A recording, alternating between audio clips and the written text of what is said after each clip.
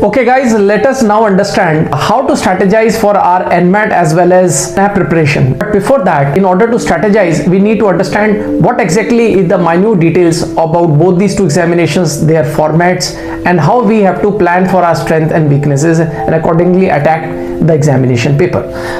Let us quickly get into the differences between them. To start with, on my left is SNAP. The name of the examination is called Symbiosis National Aptitude Test. It is conducted by Symbiosis International University called SIU. NMAT is conducted by GMAT, which is the parent body for GMAT examination, which is an International Management Aptitude Test which everybody is aware of, and it is also called Narsim Monji Management Aptitude Test. That's why it is called NMAT. Now, if I talk about the durations of the two, there's a world of a difference between them, and accordingly we have to work on the strategies for that. If you look at SNAP examination, it is of 1 hour only, that is 60 minutes, whereas NMAT is a 2-hour examinations, that is 120 minutes available up your sleeves. If you look at the difficulty level of SNAP examination is moderate only. If you compare it with SNAP, NMAT examination is moderate to tougher examination. When we look at the moderate to tougher examination, never get bogged down with that. इससे आपको घबराना नहीं चाहिए. The more difficult an examination, extra people from the entire lot will be sidelined and the real competitors will be in the fray. So difficult examination is always a better way to express yourself. People who are doing guesswork will be automatically eliminated whenever there is a difficult examination. So difficult examination is always a blessing in disguise. Take my words for that. Answer options. Typically like CAT, NMAT has 5 options, whereas SNAP has 4 options only. And there you have to identify 5. Whenever there are more options, guesswork becomes more difficult. Marks and questions. In SNAP examinations, there are 60 questions with 1 mark each, whereas in Narsim Monji Management Aptitude Test, NMAT, there is 3 marks per question. Negative marking is 25% in SNAP, whereas there is no negative marking in NMAT. When there is no negative marking, your strategy should be to solve the entire paper. First of all, as per your strengths and weaknesses, solve the entire paper and then come back to the questions where you were either or. Wherever you are either or, go for your gut feeling. Always mark your first answer which comes in your mind. Never mark the second answer which you have thought about after a lot of deliberation. जो असली अंदर से information आता ना, gut information आता, जो natural instinctive answer होता है वो हमेशा सही आंसर होता है. Take my word for it, you must be having a bulb on moment on that कि हाँ सर ये हमेशा होता है अमरदीप सर, जब भी मैं बहुत सोच समझ के मार्क करती हूँ वो मेरा गलत हो जाता है, बट मेरा जो फर्स्ट आंसर मेहनत करके मैंने निकाला था अक्सर वो सही होता है. So go for your first genuine answer. So no negative marking, attempt all the questions. First of all, solve the entire paper, then come back to all the questions which were either or, so it is very easy to mark, and then finally identify the questions which you do not have any idea about it, and then you can mark. Whether you mark about on the basis of the 1 or 2 options which are more common or repetitive, for example, out of A, B, C, D, E, or 1, 2, 3, 4, 5, because there are 5 options, you have to identify the 2 numbers which are more repetitive, whether option number 2 or option number 4 is more repetitive, or option number 1 or option number 3 is more. See, I do not recommend, frankly speaking, guess marking, but then here in an examination where there is no negative marking, obviously it makes sense to attempt all the questions. So you decide your way of doing it. Either you identify the 2 most repetitive options and mark them, but don't mark them randomly. एक को 1 mark कर दिया, एक को 2 कर दिया, एक को 3 को 1 को 4 कर दिया, ऐसे मत कीजिए. Mark them in lots continuously. For example, there are 2 options which are most repetitive. For example, 1 and 3 are the most repetitive 2 options out of the 5. So mark 1 1 1 1 for 5, mark 3 3 3 3 for 5. Don't mark 1 3 1 3 1 3. There your probabilities will go wrong. Negative marking we have already discussed. Sectional time limit, yes, very very important. There is no sectional time limit in SNAP. It means the question paper is open. You can get into any of the sections, play on your strengths, and accordingly mark that particular question paper. Secondly, in NMAT examination there is sectional time limit. So when there is a sectional time limit, you are forced to be in a particular sections and you cannot move back and forth, whereas in SNAP that liberty is available. Lastly, questions and marks. There are 60 questions and 60 marks. It means in every 1 minute you have to solve 1 question of equal weightage, that is 1 mark. The same is the case with NMAT. In 120 minutes you have to solve 120 questions. So what should be the strategy? How it is different from CAT?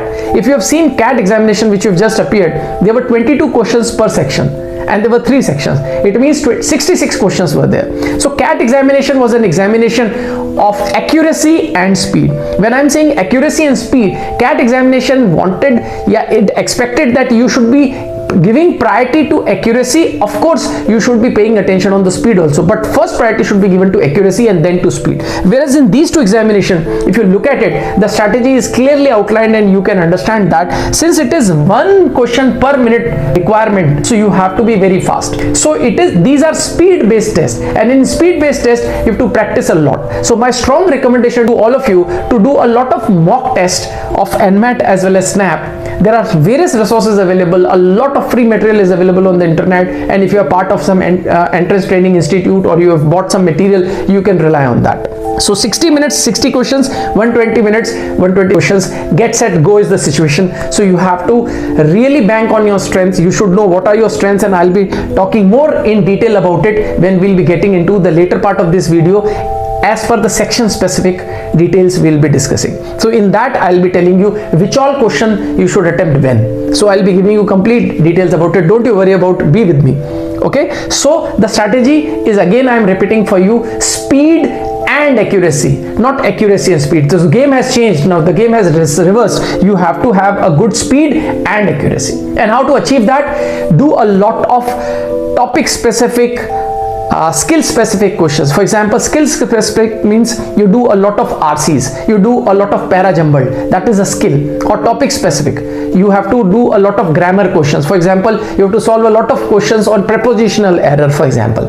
So you have to do a lot of practice on a specific topic or on a specific question skills. That will give you a lot of speed and a lot of confidence. And mind you, as compared to CAT, where the average time per question would have been higher, here the average time per question has to be in seconds. My advice to you, since it is 60 seconds per minute, identify what are your strengths and weaknesses, and make sure that you are using less time on your strengths and using that saved time in your strengths to your moderate strength and to your weaknesses. We'll be discussing more about it when we get into the sectional detailed discussion. So friends, if you're finding all the information interesting and useful, make sure that you do not forget to like us and subscribe to our channel. And whenever you appreciate, give comment and ask questions. We get appreciated, we get excited about it, and we get more energized to help you and give you more. Now let us dive more deep into the various subparts of all the 3 sections of both examinations. Now starting with language examination, as you could see in both the 2 examinations, a lot of direct vocabulary or vocabulary driven questions will be asked. So many of you would have been wondering, I have prepared so many words, I have crammed, I have learned so many words and vocabulary, it never helped me in CAT examination. See what happens in CAT examination, they do not promote cramming. Whereas in other entrance examination, I'm not saying they promote cramming, but there are questions which are directly or indirectly related to the vocabulary. So vocabulary plays its role in all the entrance examination after CAT and ZAT. ZAT and CAT are the 2 examinations where there is no direct vocabulary help as such. There is no direct vocabulary gain. Yeah, although indirectly vocab gain is always there. Whereas in all the examination other than CAT and ZAT, definitely vocabulary driven questions has their own role, and if you have done a lot of vocabulary, it is going to give you a lot of returns. Antonym, synonym, direct vocabulary based questions are asked. Even here in SNAP, in reading comprehension, direct word specific applications are. They may give you a word and they may ask you what is the meaning of this word as per the given passage. So you have to give application based meaning of that particular word. So if you have done a lot of synonyms and antonyms, it will help you in RC, vocabulary driven questions directly or indirectly in SNAP, as well as in questions related to vocabulary in NMAT. Now FIB, fill in the blanks, which is very common in all the entrance examination including CAT, but if you were not able to find fill in the blanks in your slots, or you have not been able to do that particular smart revenge, you are going to take up in all the entrance examination now onward. So FIB or fill in the blanks is definitely there. Grammatical questions are there, tenses play its own role, parts of speech, be wary of 2 particular types of questions. In parts of speech particularly, be very actively practicing into prepositions, and make sure that you are good into adverbs, adjectives, verb as well. Para jumbled, yes, definitely is always an integral part. Practice all the 3 form, 4 sentences type, 5 sentences type, and 6 sentences type, which I also call it as sandwich variety. Why I call it 6 sentences sandwich variety? Because the opening and the closing sentence is always given, and you have to find out the alignment of the central 4-1. Similarly, sentence correction, generic sentence correction questions could be there.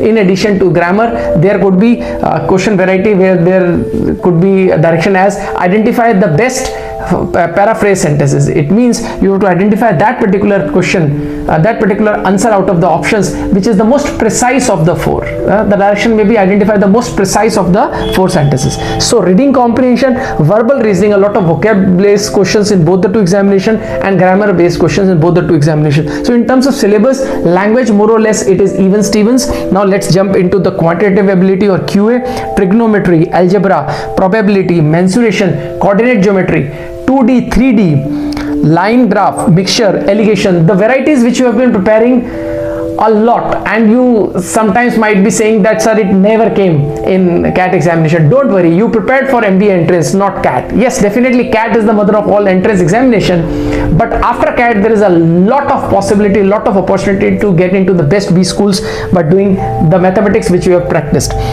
Permutation, combination, POM-COM, 2D, 3D I've already talked about. Statistics, basic statistics, mean, mode, median, which was there in even CAT. Number system, percentage, time, work, profit and loss, P&L, average, interest, simple compound interest, etc. Okay, so these are the topics which have been highlighted over here.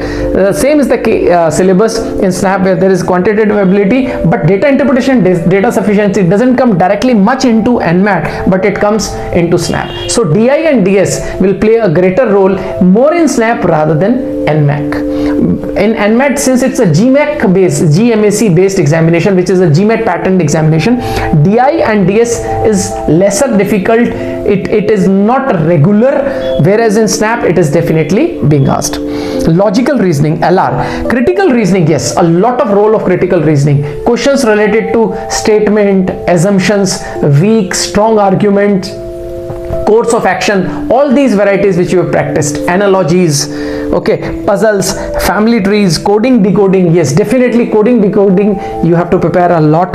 Syllogism are definitely going to be, for sure, take my words for it, it is as good as I'm giving a question which is going to come. Syllogism will definitely be there in both the 2 examinations. So these are the things which are normally part of the logical reasoning which will be there in both. But mind you, a lot of verbal reasoning, okay, verbal reasoning means vocabulary based or language specific reasoning will be there, be it whether it is analogy or be it in the form of utilization of a given word, what is the application of the given word, or for the given capitalized word there are 4 sentences, identify whether the word is correctly used in the given sentences. So that is application of the vocabulary word which you have learned. So whether it is a direct vocabulary in the form of antonyms, synonyms, or whether it is in the form of a word used in the sentence, you have to identify which word is correctly used in the sentence. So I hope now you will be very happy that whatever I have prepared for during my CAT entrance examination, basically it was an MBA entrance preparation, you are not just preparing for CAT, mother of entrance examination CAT is over, but now there is a whole host of opportunity available for you. So don't you worry and be very, very happy, active, and speed up your preparation. Mind you,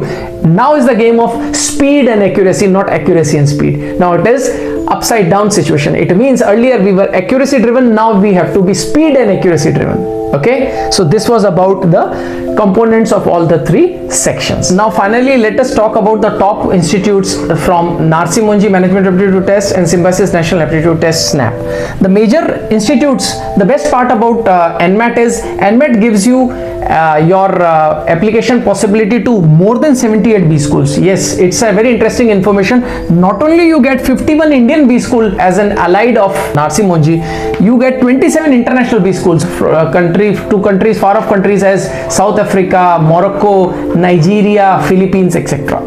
So 78 options, 27 international and 51 Indian B schools. But which are the best Indian B schools out of these 51? I am recommending some of them. Narsi Monji itself, then XIM Bhubaneswar, ITM Mumbai, Geetam, ISBR Pune, UPS Dehradun, SPJN Mumbai, Tapmi, ICFI University, Great Lakes Chennai, Flame University Pune, SRM Chennai, IIM NCR and Jaipur and various other places, IFIM Bangalore, IIM Kolkata, MET University, Thapad University is a very good option, and Alliance University Bangalore. These are the some top colleges. I want you to take the screenshot of it so that you can have all the list with you. And similarly, if you talk about Symbiosis, there are 16 institutes of Symbiosis. The top institutes being SIBM, the best, SCMHRD. Then if you are interested in foreign trade, then SIIB, Symbiosis Institute of International Business, is very good.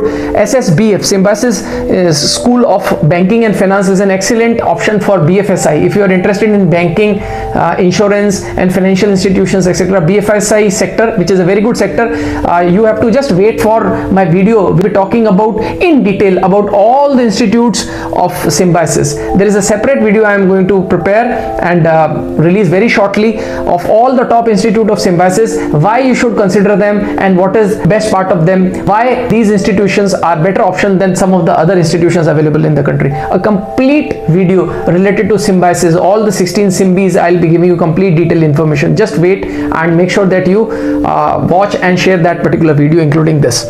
Similarly, the top institutions of SNAP NMAT I've already mentioned. So if you have any question related to any of these institute, in the comment section you can definitely ask me questions and I'll be more than happy to reply. Wish you all the very best. Bye bye, take care, happy learning.